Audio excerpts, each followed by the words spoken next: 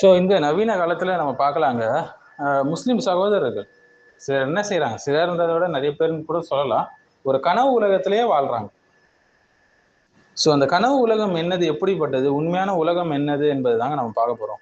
முஸ்லிம்களை பொறுத்த வரையில இந்த உலகம் வந்து மகிழ்ச்சிக்கான ஒரு மேடையாகவும் பொறுப்புக்கான ஒரு களமாகவும் இருக்கு இல்லைங்களா. ஆனா அடிப்படையில இது வரவிருக்கக்கூடிய வாழ்க்கைக்கான தயாரிப்பு நிலையம் அப்படிதான் சொல்லணும். ஒரு லைன்ல சொல்லணும்னா மறுமைக்கான ஒரு பிளாட்ஃபார்ம் இந்த உலகம். ஸோ இந்த உலகத்துல நாம நம்புறது, பேசுறது, செய்யறது எல்லாமே அனைத்திற்கும் ஒரு இறுதி தீர்ப்பு நாள் ஒன்று இருக்கு.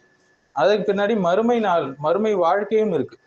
ஸோ நாம வாழக்கூடிய இந்த ஹயாத்து துன்யா என்று சொல்லக்கூடிய இந்த வாழ்க்கை வந்து நமக்கு ரொம்பவே நெருக்கமாகவும் உடனடியாகவும் அனுபவிக்கப்படுவதால தான் அது மேல நம்ம அவ்வளவு மோகம் வச்சிருக்கோம். அது எவ்வளவு தற்காலிகமானது என்று பலராலும் ஏற்றுக்கொள்ள முடியல. வாயால சொன்னாலும் உள்ளத்தால அதை ஏற்றுக்கொள்ள முடியல. உடனே ரெடியா கிடைக்குது அவங்க கையில அது. ஸோ உலகம் எந்த நேரத்திலும் மறைஞ்சிடும் இல்லைங்களா. அது புகையை போல ஒரு கணத்துல மறைவதாக இல்லைனாலும் ஒரு எப்படி சூரிய ஒளியில ஒரு பனி கட்டி வந்து அப்படியே வரைஞ்சிடுமோ வேகமா, அது மாரி வரையக்கூடியது அந்த துன்யா. ஹயாத்த துன்யா ஒரு ஆகிரத்து ஹைரும் அபுகா என்று அல்லாஹ் சொல்றான். இந்த உலக வாழ்க்கையை நீங்க வந்து முன்னுரிமைப்படுத்துறீங்க, ஆனா மறுமை தான் சிறந்தது, நிலையானதுன்னு சொல்றான். ஸோ மறுமை என்பது இந்த கனவு போன்ற ஒரு உலகத்துல நாம் அனுபவிக்கிறோம் பாத்தீங்கன்னா, அந்த யதார்த்தம் அதை விட மிக மிக மேலானதுதான் இந்த மறுமை என்பது. இந்த உலகத்துல எந்த ஒரு விஷயத்தை நம்ம அனுபவிச்சாலும் சரி, அதை விட சிறந்தது, அதற்கு ஈடு இணையே கிடையாது வந்து மறுமை. ஸோ குரான் நமக்கு என்ன உணர்த்துதுன்னா, இந்த உலக வாழ்க்கையில நம்ம அனுபவிக்கக்கூடிய அந்த யதார்த்தங்கள் இருக்கு இல்லைங்களா, மறுமையில நாம அனுபவிக்க போகக்கூடிய யதார்த்தங்களோடு ஒப்பிடும்போது அதெல்லாம் ஒண்ணுமே இல்லைன்னு சொல்லலாம். ஸோ இந்த துனியா வாழ்க்கையே உண்மை கிடையாது அப்படின்லாம் சொல்லுவாங்க. அப்படின்லாம் கிடையாது. பேலன்ஸ்டா நம்ம புரிஞ்சுக்கணும். இந்த உலகம் வந்து ஒரு நிச்சயமான ஒரு உண்மை கிடையாது, நிச்சயமான ஒரு விஷயம் கிடையாது. அதுதான் நம்ம புரிஞ்சுக்கணும். தூங்கிட்டு இருக்கும்போது எப்படி நம்ம ஒரு கனவு காண்றோமோ அது போலதான் இந்த துன்யான்றது. ஏஞ்சி பார்க்கறதுக்குள்ள அது முடிஞ்சு போயிடும். ஷாஃபி ரஹ்மத்துல்லாஹ் சொல்லுவாங்க அழகா அவங்களுடைய கவிதையில, என்னுடைய ஆத்மாவே இது வந்து சில நாட்கள் பொறுமையாக இருப்பதை தவிர வேற ஒண்ணும் இல்லை. அதன் கால அளவு ஒரு சில குழப்பமான கனவுகள் போன்றதுதான் சொல்லுவாங்க. அழகா அந்த கவிதை இருக்கும். இந்த உலகத்தை விரைவா கடந்து செல்லுங்க, அதை கைவிட்டுடுங்க, ஏன்னா உண்மையான வாழ்க்கை வந்து எனக்கு முன்னால இருக்குன்னு சொல்லுவாங்க. மேலும் ஹதீஸ்களும் நம்ம பார்க்கலாம் இல்லைங்களா. உலகத்துல மிகவும் செல்ல செழிப்புடன் வாழ்ந்த ஒரு நரகவாசிகள் ஒருத்தவங்க வந்து மறுமை நாள்ல கொண்டு வரப்பட்டு நரக நெருப்புல அப்படி ஒரு வாட்டி முக்கிய எடுப்பாங்க.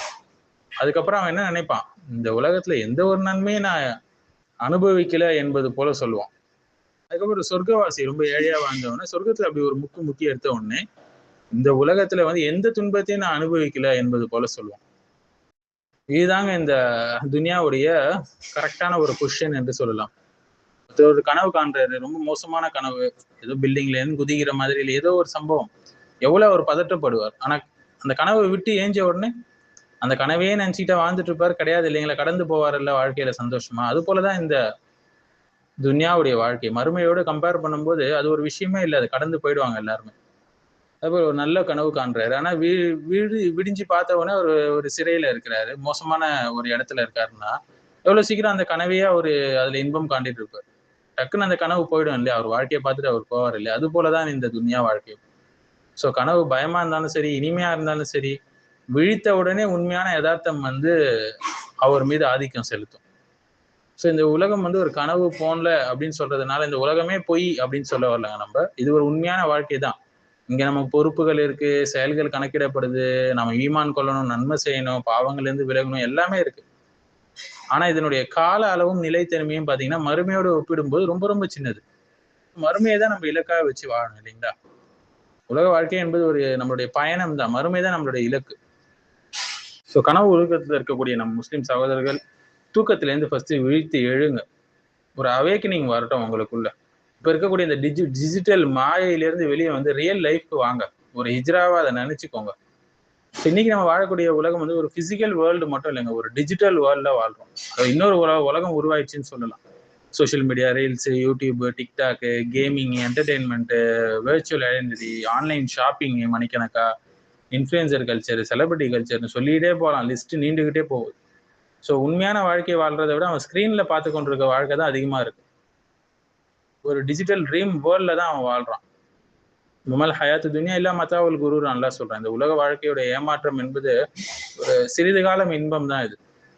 கையில ஸ்மார்ட் போனு, கண்ணுக்கு முன்னாடி ஸ்கிரீனு, காதுல ஏர்படு, மனசுல அல்காரிதம்.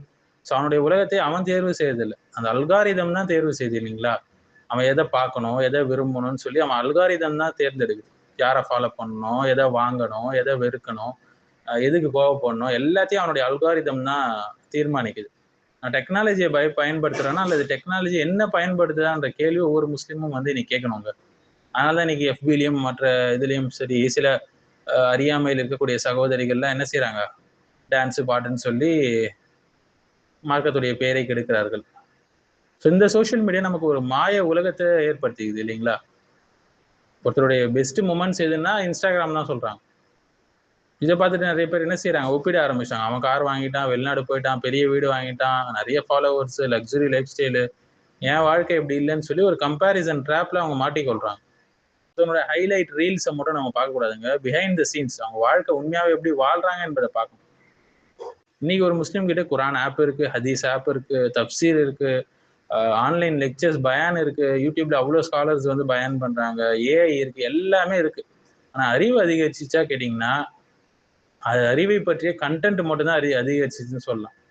ஒருத்தர் 500 பயான் கேட்டிருக்கலாம், ஆனா தொழுகை சரியில்லாம இருக்கும். அவர் 1000 ஹதீஸை கோட் பண்ணலாம் அவர், ஆனா கோபத்தை கட்டுப்படுத்த முடியாமல் ஒரு பலவீனமாக இருப்பார். தௌஹீதை பற்றி பேசலாம், ஆனா பணம் புகழ் ஸ்டேட்டஸுக்கு அடிமையாக அவர் இருக்கிறார். கேபிட்டலிசம்ல விழுந்த ஆலிம்கள் கூட இருக்கிறாங்க, இன்னும் எழுந்து இருக்க முடியாம. ஸோ இன்ஃபர்மேஷன் இருக்கு, ஆனா டிரான்ஸ்ஃபர்மேஷன் இல்லைங்க. நாளைக்கு மாறிடுவேன், ரமதான் வந்தோடனே மாறிடுவேன், வயசான பிறகு ஹஜ்ஜுக்கு போயிடுவேன், வேலை செட்னா ஆனதும் மாறிடுறேன், பணம் வந்தோடனே மாறிடுறேன், குழந்தைகள் வளர்ந்ததும் மாறிடுறேன், ரிட்டைர்மெண்ட் ஆன பிறகு மார்க்கத்தை பிடிக்கிறேன். ஆனா மரணம் வந்து கேலண்டர் பார்த்துலாம் வர்றது இல்லைங்க. குல்லு நப்சின் தாயிகத்துல் மவுத், ஒவ்வொரு ஆன்மாவும் மரணத்தை சுவைத்தே தீரும். நம்ம லேட்டர் அப்புறம் தான் இந்த மரணம் நினைச்சேன்னா அல்ல இன்னைக்கு கூட அதை ஆக்கிடலாம், அல்ல பாதுகாக்கணும். இதுல இருந்து எப்படி வெளியே வரணும்னா ஃபர்ஸ்ட் ஒரு விழிப்புணர்வு இருக்கணும். உண்மையா நான் யாருக்கு வாழ்றேன், மக்களுக்காகவா, பணத்துக்காகவா, ஸ்டேட்டஸ்க்காகவா, லைக்ஸ் ஃபாலோவர்ஸ்க்காக வாழ்றேனா இல்ல அல்லாஹ்க்காக வாழ்றேன் என்பதை பார்க்கணும். வமா ஹலக்துல் ஜின்ன வல் இன்ஸ இல்லா லியஅபுதூன், ஜின்களையும் மனிதர்களையும் என்னை வணங்குவதற்காக தான் நான் படைச்சேன்னு அல்லாஹ் சொல்றான். அந்த ஒரு கோலை வச்சு வாழ்றோமா, இந்த லைஃப் மிஷன் நம்ம ஸ்டேட்மெண்டா இருக்கான்னு பார்க்கணும். ஸோ டிஜிட்டல் டீடாக்ஸை விட டிஜிட்டல் டிசிப்ளின் ரொம்ப முக்கியங்க. ஏன்னா டெக்னாலஜியை முழுசா விட முடியாது. ஸோ அதை கருவியாக வைத்துக் கொள்ளணும், எஜமானனா வைத்துக் கொள்ளக்கூடாது. இந்த ஸ்கிரீன் டைம் அல்லாவோட என்னை நெருக்கமாக்கி வைக்கணும்னு பார்க்கணும். மணிக்கணக்கிற ஸ்க்ரோல் பண்றேன்னா இதனுடைய முடிவு தான் என்னன்னு நம்மளை கேட்கணும். ஸோ கன்செப்ஷன்ல இருந்து ப்ரொடக்ஷன் பக்கம் நம்ம நவரணுங்க. கண்டென்ட் ப்ரொடியூசரா நம்ம இருக்கணும், கண்டென்ட் கன்சியூமரா மட்டும் இருக்கக்கூடாது. நம்மளும் கற்கணும், பிறருக்கும் கற்று சொல்லி கொடுக்கணும், சமூகத்துக்கு பலன் அளிக்கணும்.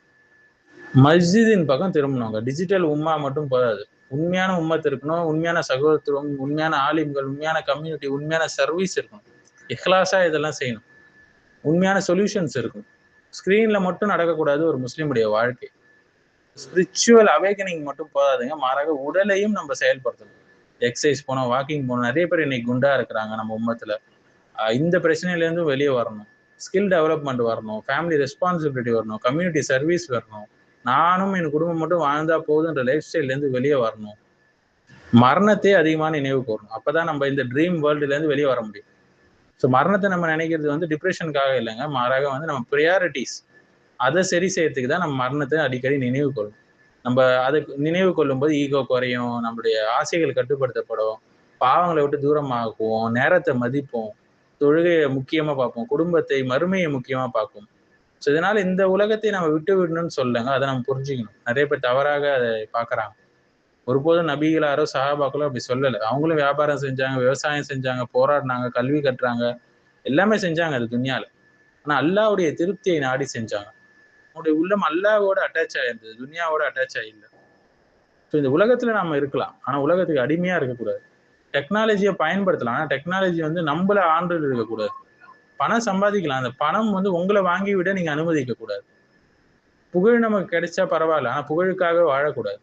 ஸோ ஒரு இறுதியான ஒரு வேக்கப் கால் என்னன்னு சொல்லி பார்த்தீங்கன்னா, ஒரு நாளாச்சும் நம்ம ஸ்மார்ட் போனை ஆஃப் பண்ணிட்டு சுவிட்ச் ஆஃப் பண்ணிட்டு யோசிங்க, வாழ்க்கையில என்ன செய்யறோம், எங்க போகுது என்னுடைய வாழ்க்கை அப்படின்னு சொல்லி யோசிங்க.